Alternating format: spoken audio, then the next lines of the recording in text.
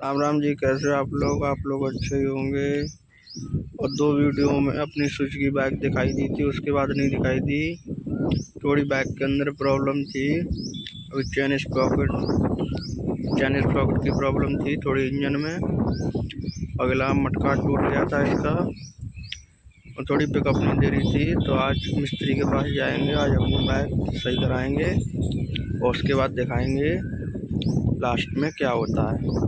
पहुंच गए भाइयों दुकान पर और बाइक का पिछला पहिया खुल गया है, वो रखा है और चैन स्प्रॉकेट चढ़ रहे हैं और साइड क्लिक सेंटर खुल रहा है।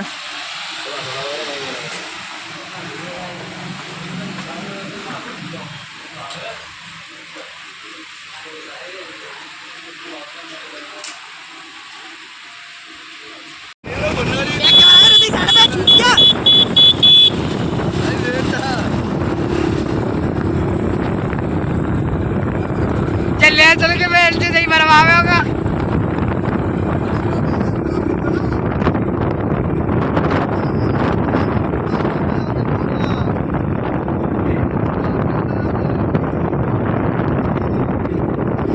ले चलिए वहाँ गिर गया तभी मान लो।